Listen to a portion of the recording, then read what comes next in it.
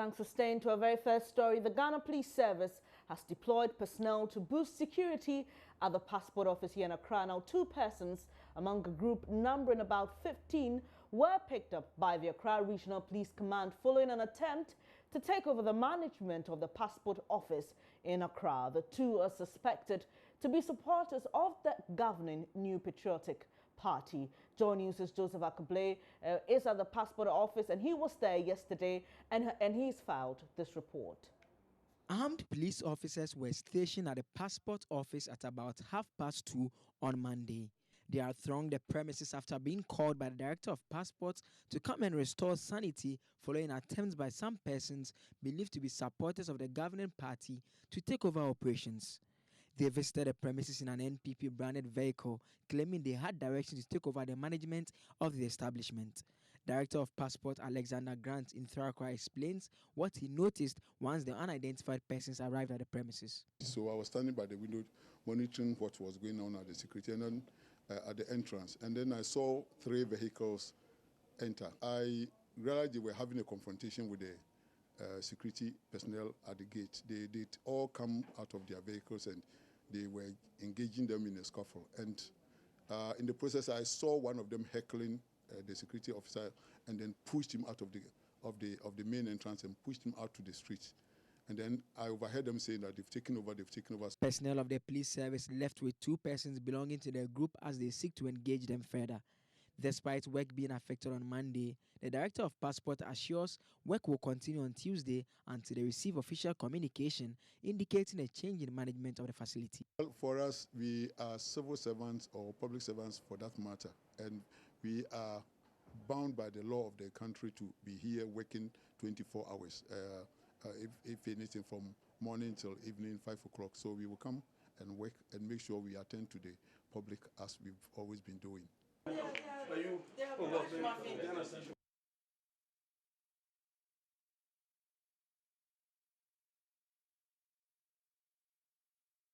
We'll be going to the passport office shortly to pick up the latest. My colleague Joseph Akablay is there. Meanwhile, a similar incident took place at the slum community of Agbogbloshie as violence broke out between NPP and NDC forces, causing scores of residents to desert the community. Violence broke out last Saturday, January 7, when President Akufo-Addo was sworn in as NPP youth sought to avenge their loss when the NDC won the 2008 election. Justice Baidu was in the community and has filed this report. Old Fadama, Ghana's largest slum, home to more than 80,000 people, but now a community on the brink. Political violence has been simmering here since President Nana Akufo-Addo was declared winner of last December's election. And on January 7, when Mr. Akufo-Addo was inaugurated, the clashes flared up. NPP youth demanding revenge for atrocities against them when the NDC won in 2008. Since 2008, they have sacked us in this market to go north. So we are not here again. And now we come back, they collect our assets, toilet, shower, and then rooms, they collect all NDC people. So now we get power and we come back to go around and collect everything. We are just there here, NPP, NDC. So the time where they declare it and they're just cutting NPP people, but you have already know it. And they kill our brothers here. Belongs to the police station. 3 our brothers, they kill them there. What this camera won't tell you is the sheer level of tension that is currently building up here. On the surface, this looks like just a fight between the NPP and then the NDC. But what I've also learned is that this is just a case of settling old scores based on long-standing tribal differences between the major ethnic groups that live here. We know it's about the chieftaincy problems. We know. But, you know, when it goes to higher this thing, people want to do it like it's political, this thing, and it's like that. And we know for a fact that underground is when you are Abudu, they set you as MPP when you are Andani, they see you as NDC. So NDC coming to power, the Andani's youth is like that. This is what the grassroots is taking the whole thing, which is it's not good for the health of this country. In 2009, the last time transition-related violence happened here, many fled, scores were killed, but none of the perpetrators were successfully prosecuted. But this time, how is this new tension affecting the lives of ordinary people? This 45-year-old man asked me to hide his identity before agreeing to speak to me. He's been living in Old Fadama for more than 10 years, but now fears for his life. People are living in fear. And it's like they will want to fight back if they are attacked. And you never can tell how it will spill over to other people, innocent people. And that is why we think it's serious. For example, if any fight breaks up around where I am now, you never can tell where a stray bullet or whatever can go. The party foot soldiers are storing up today's trouble for a possible explosion in the future. Old Fadama's woes is just an example of how the inability of Ghana's security to deal with political violence has spilled over. Justice Beidou, Joy News, Old Fadama. Let's go live now to the passport office. My colleague Joseph Akable is standing by with the details from what happened yesterday. Cause any mayhem or misbehavior, so we feel more comfortable that even the police are here. But the fact of the matter is that since we came here this morning, we haven't had any incident with anybody, and so we think the situation is calm and we are doing our work as usual. Coming in, we realized that work was ongoing as usual. Is that a case in the other offices across the country?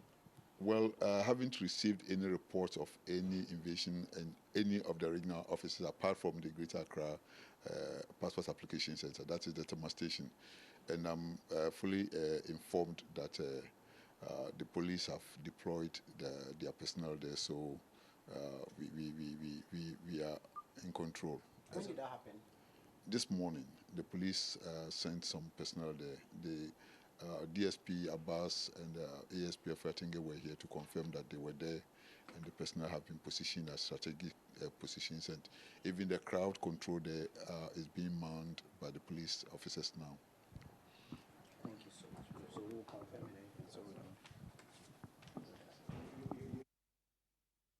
So Joseph is still standing by. Joseph, can you tell me briefly, apart from you seeing work ongoing, are people coming in? Do you get a sense of the feeling that the police is ready for business? Hello, Joseph, if you can hear me. Inside,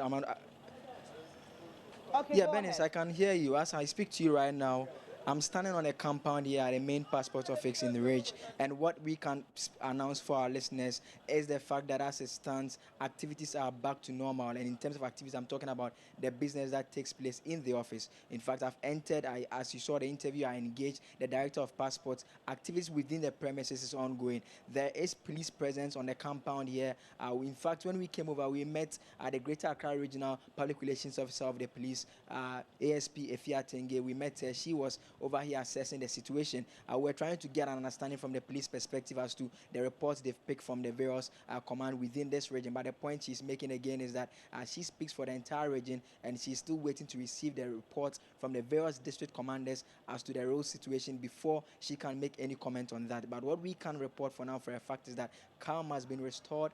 Work is back to normal here at the passport office in Accra. Police officers are manning the main entrance, unlike yesterday when we came over where we saw some gentlemen who we now know belong to the supposed NPP Invincible Forces who were trying to take over the place. As it stands, the police are in charge. There is police presence right from the main entrance and also within the premises, ensuring that all is calm and activities are back to normal here at the passport office in Accra.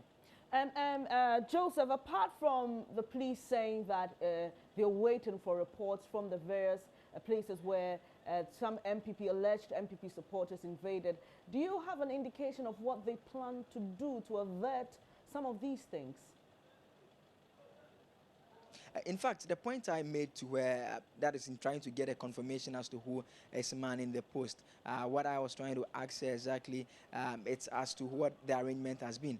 And the point she kept reiterating, and in fact, I put it to where that it appears they've beefed up security, contrary to when I came in yesterday, and she was explaining that it's because of what transpired here. So obviously, we don't expect the situation to be any different. So that alone, it's one measure that we can't confirm for a fact that they appear to have put in place. So it appears the number of personnel has increased. We understand ordinarily you don't have that many police officers stationed here, but there has been an increase, and that is what we expect to be the case in the various offices in terms of the various facilities that there are reports that they are being under some form of attack. So as it stands, that is the situation. The police is still waiting to receive the report from the various commands in terms of the district commanders within the district, after which they'll make a clear position. We don't know also for a fact whether they've made any arrest yet, so that is what we cannot speak of. Yesterday when I came over, right when I was on the compound, 2 gentlemen were escorted in a police van away to the Greater Regional Command, but they are still saying it wasn't an arrest, they were going to engage them. So that is all what we have, the information we've been able to pick up so far. That is what we can authoritatively put out there. All right, Joseph, can you take a quick pan? Can the camera take a quick pan so we have a view of what the place looks like? So right in your shot is the main entrance there. So yesterday when we came over, so you can see a police officer just exiting from one of the checkpoints. A police officer just exiting from the checkpoint and moving over there. So it's one of the armed officers stationed here. So you can see people are coming in. Those you see coming in, they are coming in because it is open. Yesterday, you wouldn't have the opportunity to come in simply because you had 2 parallel access systems being put in place here. One being controlled by the security person, another being controlled by these gentlemen from the Invincible Forces. But this morning, the situation is different. You can't come in if you are coming over to engage in any service that this passport office is supposed to provide. It's because activities are back to normal and it's open and it's operating, and that is the good news for the many Ghanaians. And we can't confirm indeed that those supposed who belong to the Invincible Forces, they are not within the premises for now. It's under the control of the Ghana Police Service. All right, Joseph, before you go briefly, what would one go through if they're going to the passport office now? Are there any checks? Are the police looking out for anything at the main entrance? Yes, I mean, obviously it's a place where service is being provided, so it just operates like how it operates ordinarily. If you have a business that you're supposed to undertake here, of course, I mean, when you are entering, you have the gate just open for you to come in. You need to identify yourself and also enable them understand what exactly you're coming to do here, and once they have that understanding, they will indeed allow you to come in. Okay, what I mean is, because of what happened yesterday, do you have rigorous checks? Are they checking maybe people's bags, looking out for things that people could possibly use to harm others? Yes, it's been done. It's been done in the sense that once you arrive here. So yesterday there was a situation when we were coming in the very first time. Because of that situation that was apart from the parallel system that was in place, you still had to ensure you need to explain to them exactly which type of business you are coming over to undertake. So it doesn't mean that once you are driving through, because it is an open place and service is taking place, they just open it for you to come in. You need to explain to them clearly which kind of service you are coming in to provide. So assuming you identify yourself that you have an appointment here to have your various forms vetted, they have a look at it. If that is the case, they allow you in. So when we were coming in, we had to again identify ourselves that indeed we are from multimedia. We had come over, we had an appointment, an engagement with the director to speak to him to assess the situation. We're therefore allowed in. So that is the kind of check system that is in place. Beyond that, we don't know for a fact that any other check system is in place. Thank you very much, Joseph Akablay. That's my colleague, Joseph Akablay, reporting to us from the Rich Passport Office, and he's been telling us some of the security measures that have been put in place to prevent what happened yesterday. There was some invasion and takeover by some alleged or suspected supporters of the governing New Patriotic Party. You're watching Joy News Desk with me, Bernice Abubedu. We'll take a quick break. When I come back, I'll be telling you what former Minister for Trade and Industry, Dr. Ekos Pio Gabra, has been saying.